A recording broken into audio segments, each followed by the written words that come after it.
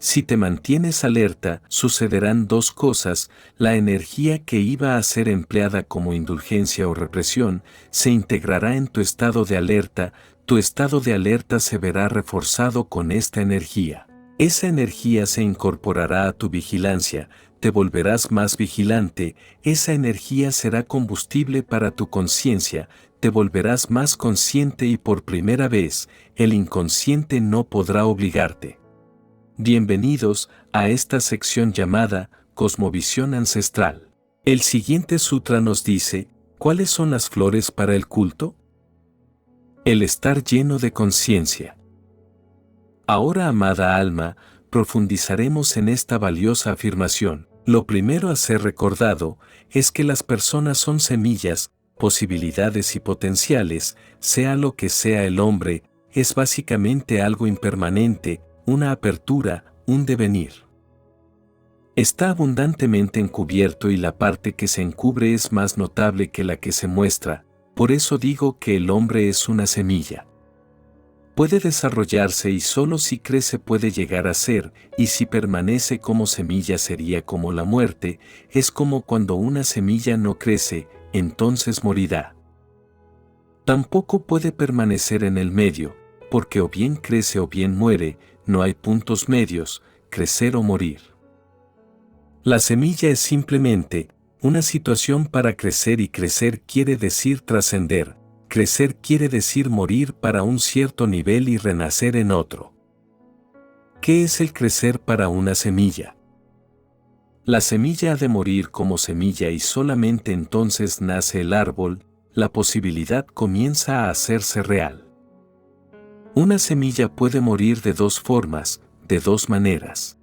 Puede morir sin crecer, esta es una muerte negativa, o una semilla puede morir para poder crecer, entonces es una muerte positiva y una muerte positiva es la puerta a otra vida. La muerte positiva implica morir para algo, morir para crecer, desaparecer de un plano para aparecer en otro.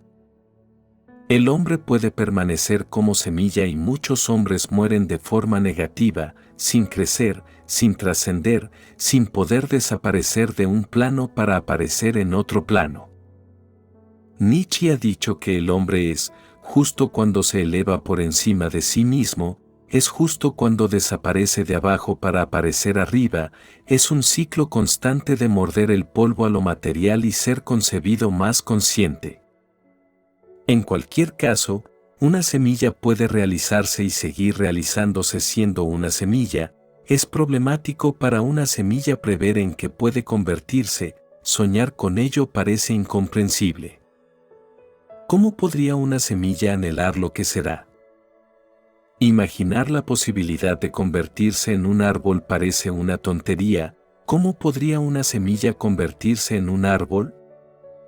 Independientemente de que el árbol esté cerca de la semilla, ésta no puede prever que este árbol fue una vez una semilla y que yo también puedo ser un árbol. Buda ha dicho, no puedo darte la verdad, sin embargo, puedo darte una fantasía, echa un vistazo a mí y tus posibilidades, tus resultados potenciales comenzarán a ser vigorizados, algo empezará a anhelar el futuro, algo dentro de ti comenzará a anhelar lo que puede llegar a ser. Un Buda es un árbol, sin embargo, un árbol que ha florecido, nosotros somos semillas, considera al hombre como una semilla, ¿qué puede ser entonces ese florecimiento? Para el hombre árbol, ¿qué puede ser este florecimiento? El florecimiento de la conciencia, obviamente. Este sutra nos dice, ¿cuáles son las flores para el culto? El estar lleno de conciencia, ser completamente consciente, saber. Utilizar la imagen de la conciencia tiene un gran número de implicaciones, no es solo una imagen, ya que la cognición es un auténtico florecimiento en el hombre. En el momento en el que el hombre florece, cuando llega a su punto omega, se produce inesperadamente una explosión de floraciones, ese florecimiento es el de la conciencia. Sin embargo, el hombre tal como es una semilla, no es conocedor, no es consciente, esto es algo vergonzoso y difícil de reconocer a la luz, el hecho de que creemos que somos conocedores. Es más, esta es la convicción más terrible, la más peligrosa, la más destructiva, ya que, suponiendo que uno cree que ahora es verdaderamente conocedor, no hay ninguna probabilidad de que pueda florecer. Si una semilla cree que ahora es un árbol, que ha florecido, efectivamente no hay oportunidades para que la semilla se desarrolle, te has engañado a ti mismo totalmente. Gurdjieff ha dicho que estás en una cárcel, sin embargo, puedes llegar a aceptar que no estás en tal cárcel, que esta es tu casa. Puedes embellecer tu cárcel para que empiece a parecerse a tu casa, puede que incluso te sientas contento por ello, puede que incluso presumas de ello, tus cadenas pueden convertirse en adornos, depende de ti. Puedes descifrar y este desciframiento es, por así decirlo, excepcionalmente satisfactorio, ya que no hay ninguna razón de peso para luchar contra esta represión, entonces podrás sentirte muy bien, es extremadamente viable. Todas las convicciones humanas son valiosas, pero peligrosas, a causa de ellas la posibilidad de desarrollarse queda totalmente invalidada, totalmente negada. El detenido puede sentir que no es un detenido, sino que ya es una persona liberada, es totalmente aceptable aceptar esto, ya que entonces no hay peso que soportar, sea como sea. Para esta situación el detenido no será nunca libre. Esta es la razón por la que Gurdjieff dice que el principal avance vital hacia la oportunidad es el reconocimiento de la vergonzosa realidad de que eres un detenido, realmente en ese momento es concebible desarrollarse. Lo primero que me gustaría compartir con respecto a este sutra es: sé totalmente consciente de que no eres consciente, este es el primer paso hacia la plena conciencia. No eres consciente de ninguna manera, llevas una vida inconsciente, todo lo que haces es mecánico, automatizado. Por ejemplo, me prestas atención a mí, me estás prestando atención pero no sabes que me estás prestando atención, en este momento puedes ser consciente de que me estás prestando atención, pero antes no lo sabías. Por un momento te das cuenta de que me estás prestando atención, pero solo por un momento y después te hundes de nuevo en la obviedad. Después me prestarás atención, pero no como un ser consciente, me prestarás atención como una demostración mecánica. ¿Cuál es la diferencia? Al escucharme eres consciente de mí, del que habla, no eres consciente del que escucha, tu conciencia tiene un solo sentido, la luz se enfoca sobre el que habla y tú permaneces en la oscuridad. Por un instante, si te digo algo sobre ello, te puedes volver consciente, pero en el instante en el que te haces consciente del que escucha, te olvidas del que habla. Si puedes hacerte consciente de ambos, si puedes mantener una conciencia de doble sentido, simultáneamente consciente del que habla y del que escucha, entonces eres consciente. ¿Cuál es la diferencia? Al prestarme atención, eres consciente de mí, del orador, no eres consciente del público, tu conocimiento tiene un solo sentido, la luz ilumina al orador y tú te quedas en la niebla. Por un momento, si te revelo algo al respecto, puedes ser consciente, sin embargo, en el momento en que te vuelves consciente del público no recuerdas al orador. Si puedes ser consciente de ambos, en el caso de que puedas mantener una conciencia bidireccional, al mismo tiempo consciente del orador y del público, entonces en ese momento eres consciente.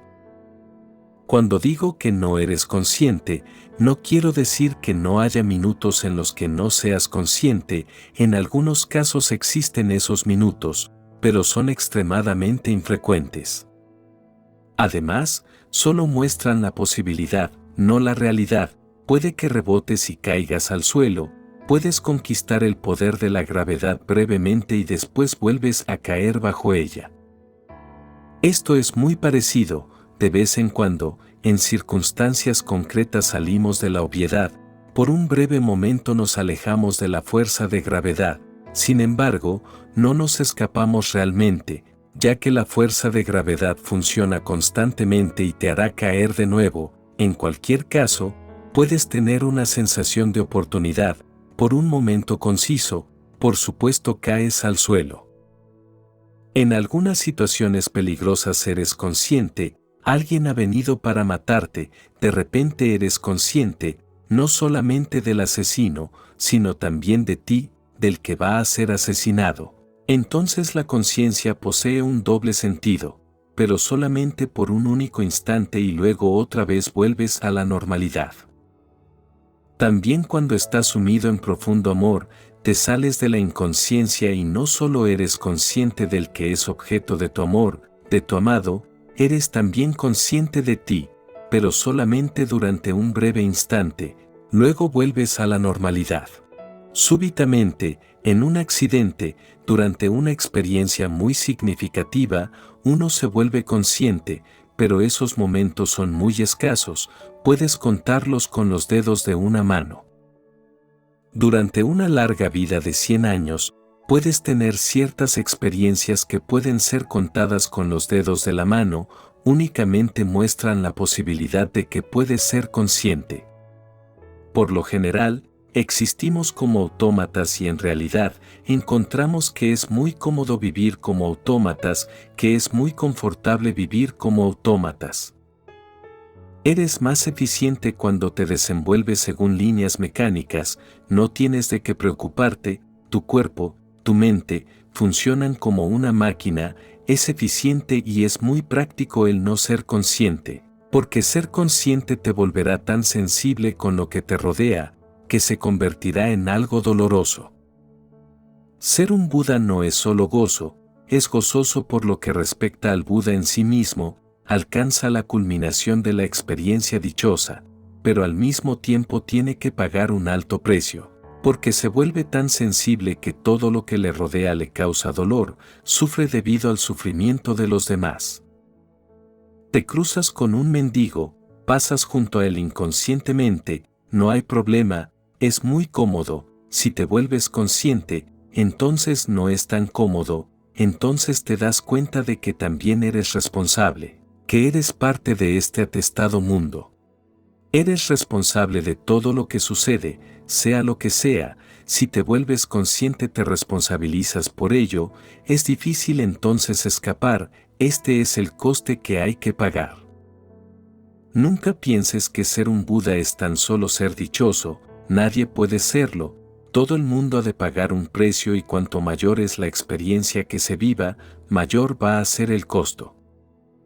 Un Buda es en sí mismo pura paz, dicha, alcanza esa dicha al hacerse consciente, pero simultáneamente debido a tanta conciencia, se vuelve sensible a todo lo que le rodea, sufre por todo. Por eso, es muy práctico existir como seres inconscientes, continuamos, seguimos dormidos, es un profundo sonambulismo, seguimos caminando haciendo cosas totalmente dormidos, nada nos llega, somos absolutamente insensibles. La sensibilidad depende de la conciencia, cuanto más consciente eres más sensible te vuelves, cuanto más inconsciente menos sensible, y ser sensible es algo peligroso, no ser sensible es práctico, puedes comportarte como algo muerto, no tienes por qué preocuparte. Debido a esta comodidad permanecemos como semillas, para mí, el perder esta comodidad, despojarnos de esta comodidad es la única renunciación posible. En realidad, este es el verdadero confort del que nos hemos de desprender, no de la casa ni de la familia, esos no son nada. Esta mente orientada hacia lo cómodo, es lo que se ha de despertar, uno ha de permanecer sensible y vulnerable a lo que se presente, solamente en este caso te vuelves consciente. Por eso, lo primero que hay que comprender, es cómo permanecemos en la inconsciencia, hay una razón para ello, tiene una razón, porque es práctico. Vivir una vida de muerto es algo práctico, actuar como un cadáver es práctico, porque así no te ves afectado, no te preocupas. Tienes una rutina en la que trabajar desde la mañana hasta la noche, te mueves en un círculo, durante toda tu vida sigues tus viejos esquemas, cuanto más viejo es el esquema menor es la molestia y, por último, te acostumbras a ella. Observa esta actitud. Si esta actitud persiste, no vas a trascender la semilla. Cuando una semilla está trascendiendo, está retando a los peligros. Una semilla está protegida, pero una planta no está protegida. Una planta siempre está en peligro, una semilla nunca está en peligro. Una semilla vive la vida abierta, pero una planta se vuelve algo vivo, delicado, desprotegido, es peligroso. Un niño en el vientre de su madre está totalmente protegido. El vientre es el lugar más confortable que se puede encontrar, sin preocupaciones, sin luchar por sobrevivir, un estado totalmente relajado. Los psicólogos afirman y lo afirman correctamente, que esta ansia de paz, de equilibrio, de armonía, es en realidad un recuerdo del estado prenatal, porque en el vientre un niño se encuentra en el cielo. Los hindúes tienen el mito de un árbol que colma los deseos, Kalpavriksa, en el cielo. Bajo este árbol Kalpavriksa, el árbol de los deseos, no hay distinción de lo que se quiere y lo que se tiene, pides y se te da sin dilación, deseas y tus deseos son cumplidos. El vientre es un árbol de los deseos, no hay distinción entre el deseo y su realización, el niño no tiene ni deseos, todo lo que necesita es suplido sin esfuerzos, sin deseo ni tensión. El niño está en el perfecto moksha y si le preguntáramos a un niño sobre abandonar el vientre y nacer, si dependiera de él, ni un solo niño nacería, es tan peligroso, es dar paso arriesgado. Salir del vientre es salir del cielo, es ser desterrado del jardín del Edén. A partir de ahora todo se convertirá en una lucha, a partir de ahora el pedir y el obtener no van a encontrarse tan fácilmente y los deseos no serán cumplidos con tanta felicidad. A partir de ahora siempre habrá una separación entre el deseo y su realización y, aun cuando sea cumplido, no será una culminación, porque a partir de ese cumplimiento muchos otros deseos nacerán, de modo que existirá una constante lucha. De este modo, si dependiera del niño, que saliera o no saliera del vientre, ningún niño saldría, es muy cómodo, absolutamente confortable, pero es una existencia sin vida, no hay crecimiento posible.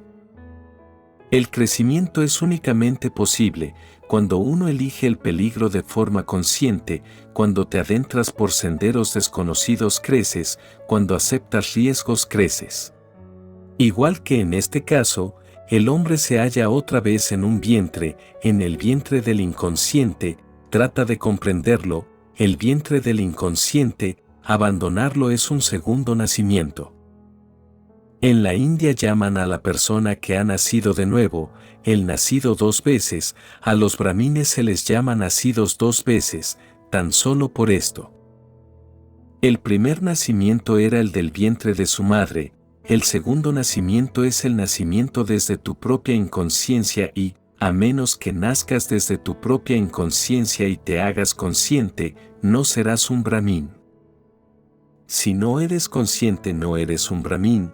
Brahmin significa aquel que conoce el Brahma, lo supremo. Si eres perfectamente consciente, contactas con lo supremo, te conviertes en un brahmin. Este segundo nacimiento surge de tu propio inconsciente. ¿Qué es este inconsciente? Freud ha dicho que el hombre es como un iceberg, un 90% bajo el agua y solamente un 10% sobresaliendo, 9 partes escondidas bajo el agua y solamente una parte, la décima, sobresaliendo. El hombre es un iceberg, únicamente una parte es consciente, 9 partes son inconscientes y esa parte, un décimo, es importante frente a las otras 9. La mayor parte es inconsciente, solamente una pequeña fracción es consciente, por eso, es por lo que siempre eres manipulado, dirigido, absorbido por el inconsciente, puedes seguir pensando que eres el que decides. No lo eres. El inconsciente, la mente oculta siempre es la que decide. ¿Te enamoras? ¿Es una decisión tuya? ¿Es tu decisión consciente? ¿Te has enamorado conscientemente? Dice sucedió. ¿Qué significa sucedió? Significa que ciertas fuerzas inconscientes están tirando de ti, eres simplemente una marioneta, por eso es por lo que, tal como sucedió un día, desaparece de nuevo. ¿Qué puedes hacer? Eres tan solo una víctima, nunca fuiste preguntado y no solamente ocurre con el amor, profundiza en cualquier cosa que pienses, que hagas, que sientas y llegarás a la conclusión que ciertas fuerzas desconocidas son las que te están manipulando, tú no existes, puedes engañarte a ti mismo diciendo que estas son tus decisiones, no lo son. Decides no enfadarte más y al cabo de un rato aparece la ira. Todo el mundo ha tenido la impotencia de las propias decisiones, a cada momento lo sientes, decides no hacer esto y, a pesar de ti mismo, lo haces. Luego prosigues justificándote, esas justificaciones son útiles, decides no enojarte y te enojas. La única posibilidad es que profundices, escarbes en ti y llegues a la conclusión de que no eres capaz de decidir nada, de que no tienes el poder de decidir, de que no tienes fortaleza, de que eres absolutamente impotente. Pero esto es humillante, por eso nadie escarba nunca hasta las raíces, uno empieza a justificarse, uno dice tuve que enfadarme porque así le ayudaba, tuve que enfadarme para cambiarle. Tuve que enfadarme por ciertos motivos, entonces creas la ficción de que esta es tu decisión. Te engañas a ti mismo, descubres si alguna vez has decidido algo, ¿ha habido alguna vez algo que haya sido decisión tuya? La parte consciente de la mente es absolutamente impotente, lo inconsciente es tan grande, 9 veces mayor, tu consciente no es más que un instrumento en manos del inconsciente y cuando ha de hacerlo, el consciente es totalmente impotente. Uno ha de escarbar en sí mismo, este inconsciente es tu esclavo, nunca serás el amo y te vas a quedar como un huevo, como una semilla, no podrás ser un árbol que pueda florecer, el florecer nunca será un hecho para ti. Empieza primero por sentir qué es este inconsciente, ¿dónde está? Es un buen comienzo, ser consciente del inconsciente. Sé consciente de que uno es un prisionero, de que uno es una semilla, no te engañes a ti mismo, no pienses que eres esto y lo otro, descubre lo que realmente eres, no crees una imagen.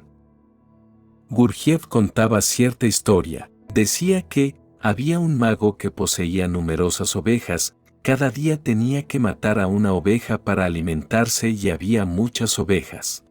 Ellas observaban que cada día una oveja era muerta, pero nunca se rebelaban, nunca se alzaban contra él.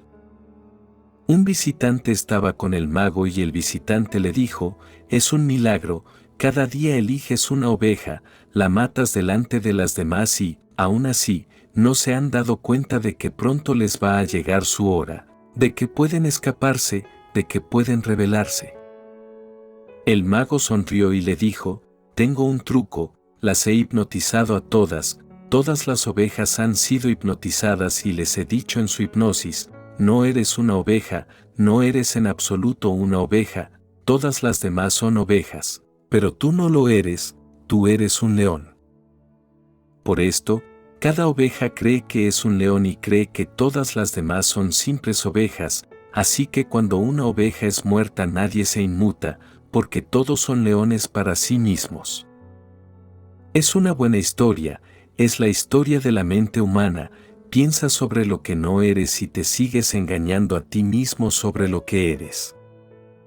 El reconocer, de hecho lo que uno es el comienzo y es el único comienzo correcto.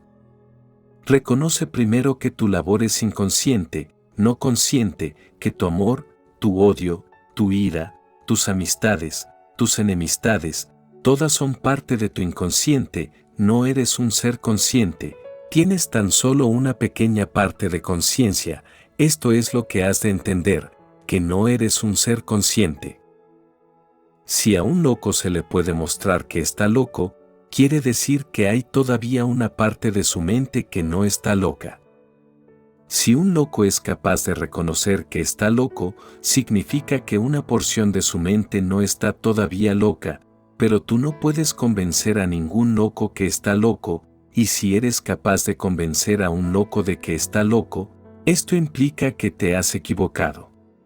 Él no está loco, al menos una parte de su mente está aún cuerda. De este modo, si llegas a reconocer que eres un ser inconsciente, esto te da cierta esperanza. Esto muestra que hay una parte consciente, una parte muy pequeña, un fragmento insignificante, pero entonces, este fragmento puede ser utilizado, puedes utilizarlo de dos formas distintas, o bien razonando que ya eres una persona consciente, y esto es lo que hacemos, o bien escarbando aún más, reconociendo que aún somos inconscientes. Esa pequeña parte de conciencia, esa décima parte del iceberg humano, puede ser empleado de dos modos. Uno es razonando, pensando, imaginando, soñando que eres ya un ser humano consciente, esto es lo que solemos hacer. O bien, puedes utilizarlo para ahondar aún más, reconociendo que no eres en absoluto consciente, esto es lo que se supone que un buscador ha de hacer y, una vez empiezas a percibir que no eres consciente, la conciencia ha empezado a alborear en ti, estás en el camino, ahora puedes lograr mucho. Una vez sabes que eres prisionero y que esto no es mi casa, sino una prisión, se pueden hacer muchas cosas para escapar, para salir. Pueden emplearse estratagemas, pueden idearse medios, puede establecerse algún contacto fuera de la prisión, puede comprarse la guardia o hacerse otras cosas. Pero no hay nada que se pueda hacer si sigues pensando que no estás en la prisión, que esta es tu casa, que el guardia de la prisión es un vigilante a tu servicio, y si hubieses nacido en la prisión, sería algo así como esto, te parecería que todo el mundo está a tu servicio. Al nacer en la prisión, toda la organización de la prisión parece estar a tu servicio, ¿cómo vas a imaginarte entonces que es una prisión? El saber esto, que esto es una prisión, es el primer y fundamental paso para salir, porque entonces se puede hacer algo. De modo que, eres inconsciente y esto no es teoría, es un simple hecho y no es teología, es pura ciencia, no se refiere a las religiones o a sus mitologías, es un hecho científico. Esta es la razón por la que Freud fue tan condenado, tan despreciado. Se dice que ha habido 3 revoluciones, una fue la de Copérnico. Copérnico dijo que la Tierra no es el centro del universo y que el Sol no orbita alrededor de la Tierra, sino que la Tierra la que orbita alrededor del Sol. La Tierra fue depuesta, la Tierra fue destronada, fue muy humillante para la mente humana, pues cuando la Tierra era el centro, el hombre era el centro del universo. Todo giraba en torno al hombre y a la tierra del hombre, pero de pronto la tierra dejó de ser el centro y no solamente el centro, sino que ni siquiera era una estrella importante, era insignificante, casi despreciable. Se descubrió que la tierra giraba alrededor del sol y que el sol, nuestro propio sol, giraba alrededor de algún sol mayor, de modo que no éramos el centro. Luego llegó Darwin y afirmó que el hombre se relaciona, no con lo divino sino con los animales, que no es un descendiente de Dios sino de los animales. Que no es un descendiente de Dios sino que está relacionado con los monos, con los babuinos, con los chimpancés, es un eslabón en la larga cadena animal. Esta fue la segunda revolución, muy humillante, altamente destructiva para el ego, la tierra no era el centro y el hombre no estaba situado después de los ángeles, tan solo estaba algo más elevado que los animales y nada más, e incluso esta cierta altura no era algo seguro. El hombre fue destronado, depuesto, era simplemente un animal y entonces llegó la tercera revolución, la de Freud, que afirmó que no eres un ser consciente, que estás sencillamente en las manos de fuerzas inconscientes. Así, Aristóteles estaba totalmente equivocado según Freud, pues sostenía que el hombre es un ser racional. No lo es, el hombre es el animal más irracional, los perros son más racionales. Todos los demás animales son más racionales, en el sentido de que son más predecibles, no puedes depender de él, porque la razón es algo matemático. Si un perro se ha comportado de cierta forma, puedes seguir prediciendo que seguirá portándose de esa manera, pero no puedes predecir que seguirá comportándose de esa manera, no puedes predecir al hombre y aún más. No es racional, porque todo el funcionamiento de su mente es inconsciente. Se enamora, se pelea, va a la guerra, acumula dinero, se sigue preocupando sin ninguna razón, es el animal más loco. Solamente hay una cosa de él que es excepcional y es que cree ciertas cosas de sí mismo que en realidad son ficticias. Eso es lo único excepcional en el hombre. Los animales tienen los pies en la tierra, no tienen ficciones, son lo que son. El hombre es un animal soñador, es capaz de soñar y de creer en sus sueños. Puede hipnotizarse a sí mismo y puede convencerse a sí mismo de que lo que sueña es verdad. De modo que, el afirmar que el hombre es inconsciente no es tan solo un asunto religioso, se basa en hechos científicos. La psicología hindú es mucho más antigua que la occidental. En Occidente la psicología está en pañales, en realidad Freud es el padre y debido a esto, es por lo que este siglo ha sido el que ha dado luz a la psicología, pero en la India es una ciencia de larga tradición. Patanjali es un psicólogo, Buda es un psicólogo, Kabir es un psicólogo y sería conveniente considerarlos como psicólogos más que como personas religiosas, porque de ese modo se aclararían muchas cuestiones y serías capaz de comprender lo que están diciendo. Buda sostiene que únicamente la conciencia puede hacerte un hombre, si no eres simplemente un animal. La misma palabra Buda quiere decir el que ha despertado. Este no era su nombre era Gautama Siddhartha, pero Gautama Siddhartha era un ser inconsciente. Cuando Gautama Siddhartha se hizo consciente fue llamado el Buda, el que ha despertado.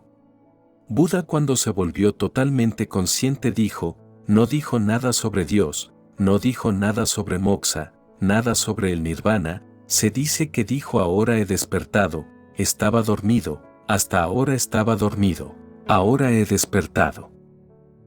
El nombre de Magda es Him, de esta palabra Him se deriva la palabra Jaino, Him quiere decir el conquistador. Magda dijo, estaba dormido, era esclavo del inconsciente, ahora me he vuelto un conquistador, un Him, porque ahora no hay inconsciente que me esclavice. Todos los sutras de Patanjali son simplemente tecnología, técnicas para producir más conciencia. Todo el yoga se ocupa de cómo producir más conciencia en el hombre. Para él, este ha sido un hecho desde lo antiguo, un hecho reconocido, el que el hombre está dormido, pero ahora la ciencia occidental lo reconoce también como un hecho.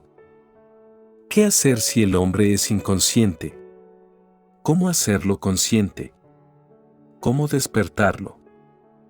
Lo primero es reconocer el hecho de tu inconsciente en ti mismo. No es difícil de reconocer que el hombre es inconsciente, esto no es difícil, porque no te incluye a ti, el hombre es inconsciente, no tú, pero cuando afirmo que el hombre es inconsciente, me refiero a ti, no a la humanidad. No existe la humanidad, únicamente el hombre A, el hombre B, C, no existe la humanidad solamente individuos, la humanidad es solo un nombre colectivo. Tú eres inconsciente, escucha esta afirmación con una conciencia de doble sentido. Te repito, eres inconsciente, no lo justifiques y no te engañes a ti mismo, hagas lo que hagas. Recuerda que es el inconsciente el que está trabajando. De repente te sientes sexual, recuérdalo, es el inconsciente te está forzando ahora a ciertos actos. No luches, porque la lucha también es inconsciente, debido a que la sociedad ha dicho, el sexo es diabólico, es pecado, Esto ha calado en el inconsciente. Así el inconsciente posee dos partes, una biológica y otra sociológica. Existen los instintos y los tabúes sociales. La sociedad ha introducido muchas cosas en tu inconsciente, lo denominan conciencia. Ciertas cosas son malas y ciertas cosas son buenas, las han metido a la fuerza en tu inconsciente. Por esta razón, es por lo que si enseñas moralidad a un niño antes de los 7 años, puedes hacerlo con éxito, después de los 7 años no puedes hacerlo con éxito.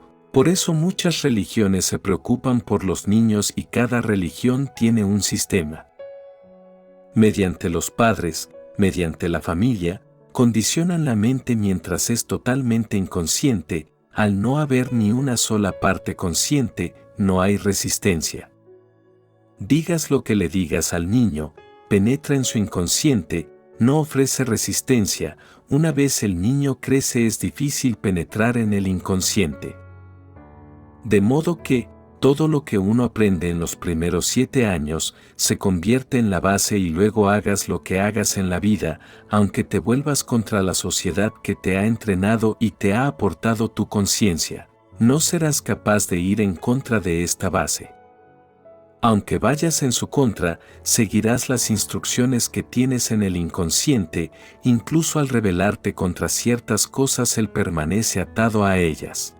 Si la humanidad ha de ser salvada de los mal llamados dogmas religiosos, debe considerarse como un crimen enseñarles a los niños. No les des a los niños ni credos ni dogmas, ni fanatismos, no se los enseñes, déjales que crezcan primero, dáselos cuando se vuelvan adultos, únicamente entonces. Pero entonces es muy difícil, entonces la mente consciente ya ha nacido, comienza a escoger y a pensar, una parte es biológica, hereditaria, otra es sociológica. Surge el sexo, date cuenta de que los instintos inconscientes están forzando a tu mecanismo corporal a dirigirse hacia un determinado objeto, hacia un determinado acto, pero no luches contra esto, porque el luchar proviene de nuevo de la parte sociológica del inconsciente que afirma que el sexo es pecado. Date cuenta de ambos, sé consciente de ambos, de que el sexo ha surgido y de la idea de que el sexo es pecado, los dos provienen de un lugar desconocido, de las oscuras profundidades del interior. Sé consciente y no hagas nada, permanece simplemente consciente, intenta mantenerte en un estado de alerta, no luches con el sexo, no lo condenes, no indultas en él. Permanece simplemente consciente de que algo está sucediendo interiormente. Si eres capaz de permanecer con el hecho, sin hacer nada sobre él, sentirás que tu conciencia está creciendo y penetrando en los oscuros dominios del inconsciente. La ira te domina, no hagas nada ni a favor ni en contra, no indultas en ella, no la suprimas, medita sobre ella, cierra tus ojos y medita sobre el hecho de la ira. Cuando digo meditar, hay muchas cosas que han de ser bien entendidas. No juzgues, no digas que la ira es mala, no digas que es buena, no hagas nada, la ira está presente tal y como una serpiente entra en la habitación, simplemente mantente atento. ¿Es una serpiente o un dios al que hay que rendir culto? No, es una serpiente o un enemigo al que hay que matar. No, simplemente sé consciente de que la serpiente ha entrado, emplea la serpiente como un objeto para mantenerte consciente. De este modo, la ira ha aparecido en ti, sé consciente, mantente alerta y no hagas nada, simplemente permanece atento, porque en el instante en el que comienzas a hacer algo, dejas de ser consciente. Tienes tan poca cantidad de energía que, si empiezas a actuar, la energía se vuelca en la acción, no hagas nada, mantente en silencio y quieto, alerta. Emplea toda tu energía para mantenerte alerta frente al hecho de que la ira está ahí y de repente te darás cuenta de que el foco de tu conciencia está creciendo, de que estás penetrando en el inconsciente. La luz de tu conciencia está penetrando en la oscuridad y cuanto más penetres en la oscuridad del inconsciente, más consciente te vuelves. Es un esfuerzo muy sostenido, arduo porque creará dificultades. Te sentirás muy inquieto, inténtalo y lo verás. Puedes hacer dos cosas cuando haces algo provocado por tu ira, lo cual es fácil y te alivia, cualquiera que sea la consecuencia. Por un instante te sientes aliviado de tu tensión interior, o puedes luchar contra tu ira. Si luchas contra ella te sentirás de nuevo aliviado, porque con la lucha, se emplea la misma energía que es usada al enfadarse. Recuerda esto, el que está luchando en contra de la ira, lo único que hace es cambiar el objeto. Me enfado contigo, iba a pelear contigo, pero dirijo toda esa lucha en contra de mi misma ira, la invierto, iba a luchar contigo, pero soy un hombre muy moral, soy un santo, soy un hombre religioso, así que no puedo pelearme contigo, pero tengo que luchar con alguien, por eso lucho contra mí mismo, lucho contra mi propia ira, sobrevendrá la misma energía y el mismo alivio, he luchado y surgirá una profunda satisfacción. La mal llamada satisfacción que se observa en las caras de los que se denominan santos, no es nada más que una honda satisfacción por el haber luchado y el haber ganado, y en realidad es algo más astuto, porque al luchar con alguien creas una larga cadena de consecuencias. Si te conviertes en ambos, si te divides en dos, en el bueno que nunca se enoja y en el malo, el inconsciente, el que se enoja, si te divides en dos puedes estar luchando siempre, exteriormente te volverás un santo, pero por dentro serás sencillamente un volcán, simplemente un caos y nada más, una enfermedad interior, un conflicto constante. Los que se enfrentan con el sexo, han de estar en conflicto continuo con él, los que se enfrentan con la ira, han de estar en lucha constante con ella, es un pelear sin descanso, no hay un silencio interior, no puede haberlo. Por eso es por lo que nos dividimos a nosotros mismos en dos, el bueno y el malo, tiene sentidos bandos. Recuerda, el malo es el inconsciente y el bueno el consciente y, una vez consideras a tu inconsciente como tu enemigo, nunca podrás cambiarlo ni transformarlo. No habrá mutación posible, porque el inconsciente no es el enemigo, es tu energía, tu fuente biológica de energía. Nunca podrás estar sano si estás dividido en tu interior, te convertirás en una enfermedad. No luches ni te complazcas, ambas cosas son fáciles, lo único que es incómodo y difícil es mantenerse alerta, la totalidad de tus mecanismos habituales te impedirá actuar de alguna forma, dirán, ¿qué es lo que estás haciendo? Haz algo, cualquier cosa, pero haz algo. Este es el hábito que hay que romper, por eso, lo primero es reconocer y vivenciar que eres inconsciente, lo segundo es que siempre que el consciente empiece a manipularte, mantente alerta, permanece consciente y alerta. Se necesita un mantenerse alerta, de forma simple y pasiva. Si te mantienes alerta, sucederán dos cosas, la energía que iba a ser empleada como indulgencia o represión, se integrará en tu estado de alerta, tu estado de alerta se verá reforzado con esta energía. Esa energía se incorporará a tu vigilancia, te volverás más vigilante, esa energía será combustible para tu conciencia, te volverás más consciente y por primera vez, el inconsciente no podrá obligarte.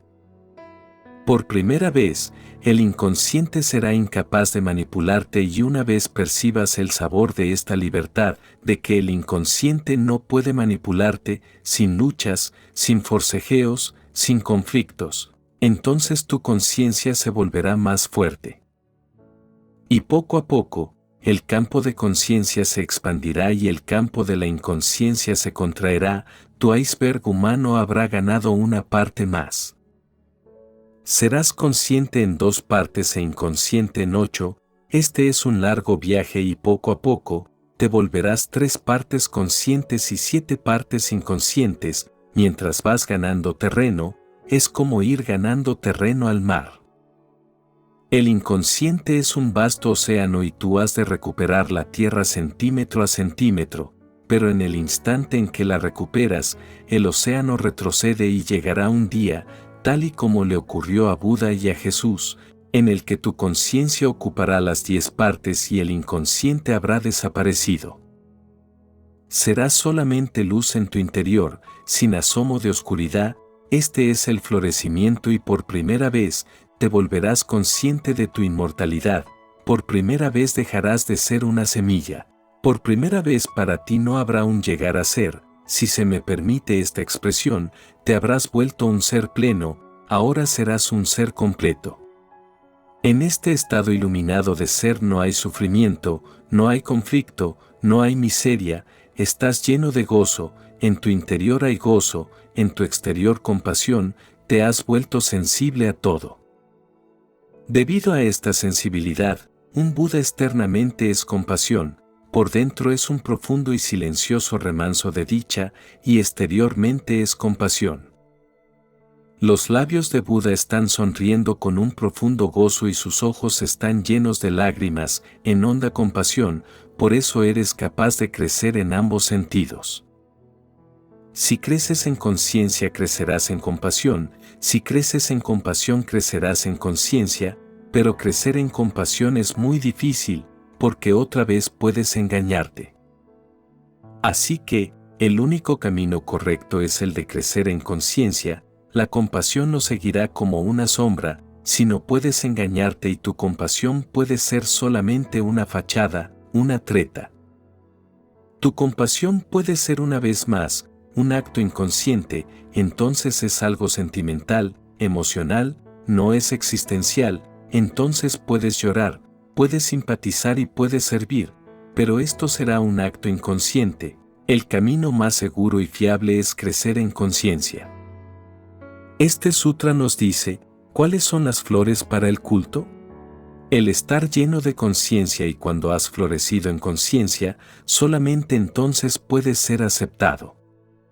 Entonces y solamente entonces puedes entrar en el templo de lo divino, no con flores, sino con tu propio florecimiento, entonces te has vuelto una flor. Todos nosotros hemos visto a Buda sentado en una flor, a Vishnu sentado en una flor, a Ram sentado en una flor, pero pocos han entendido probablemente el símbolo, la flor simplemente manifiesta. Esos son seres humanos que han florecido, han alcanzado un florecimiento absoluto.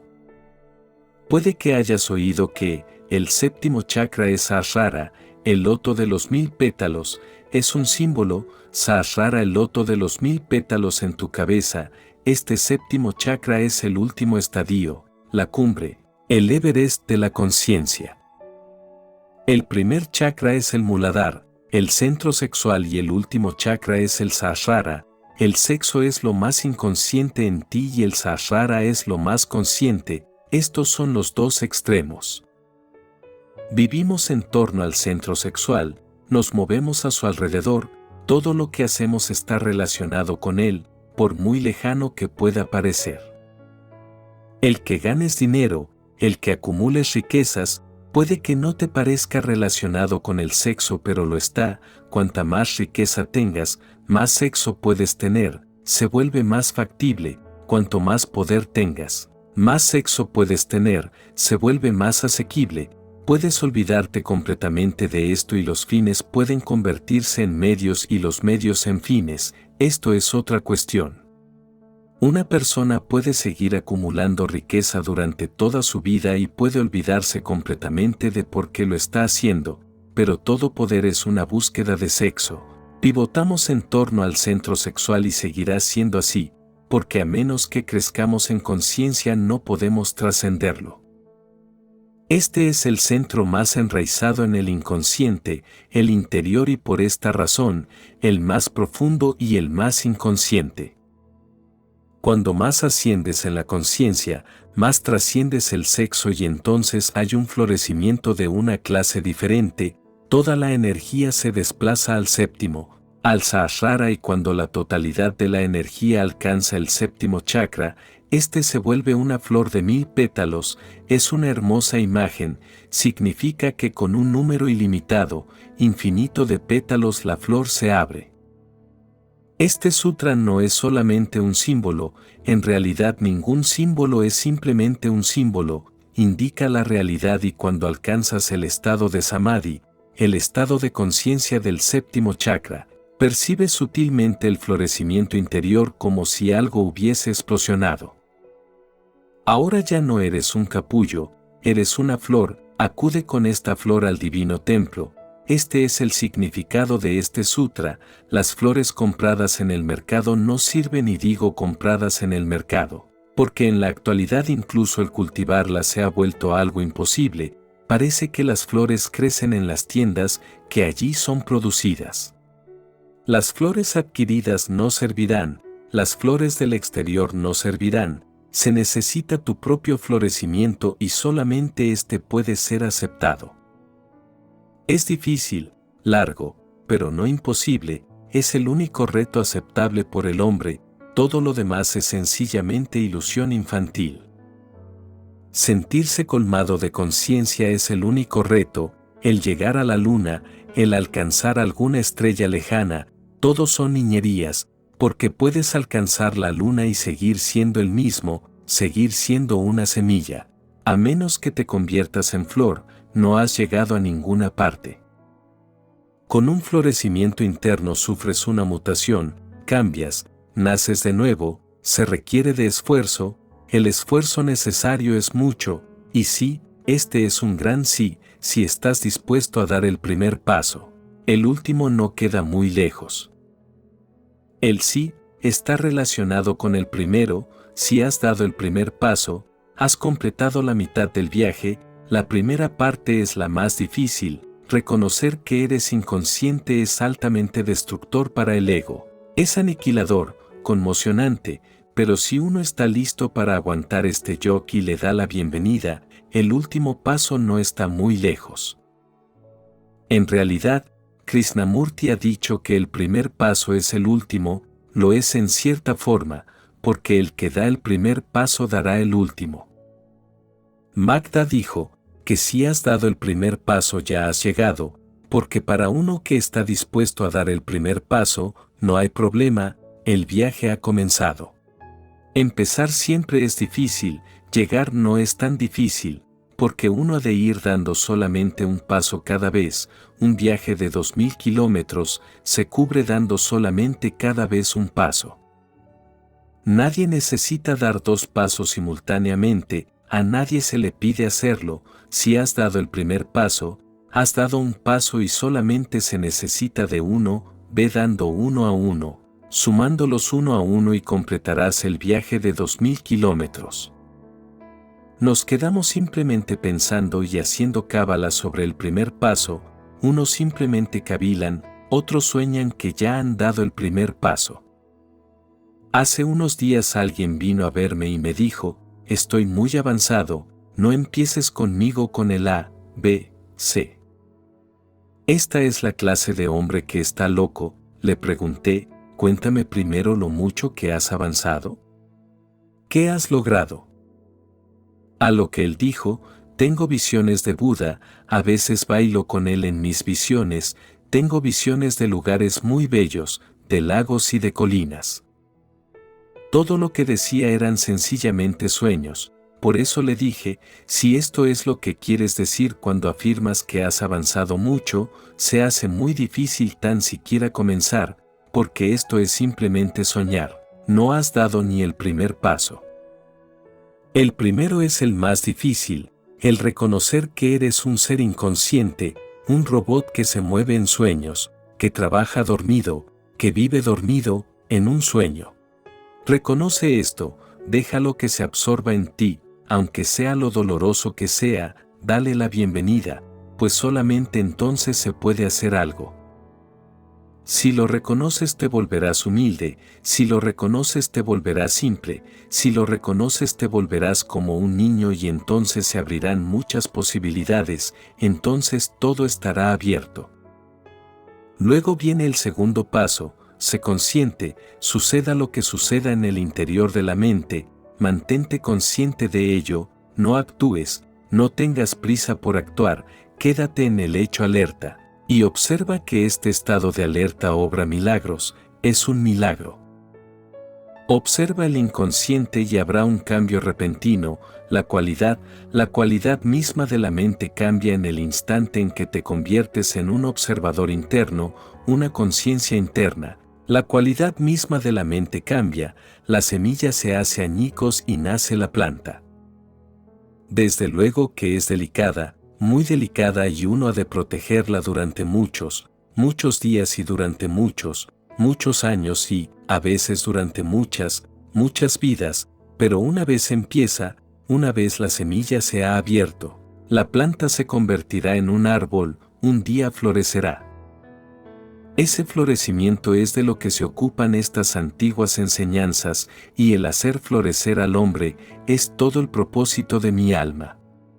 Mis palabras solo son señales, para que en ti puedas encontrar tu verdad. Quienes realizamos esta labor en plena conciencia de amor, consideramos muy valioso tu like y tu suscripción, porque al realizar estas simples acciones, el contenido es reconocido por el algoritmo como interesante y recomendado a más almitas que lo puedan necesitar. Te deseo muchas bendiciones y que encuentres la paz durante todo el camino. Mi alma saluda a tu alma,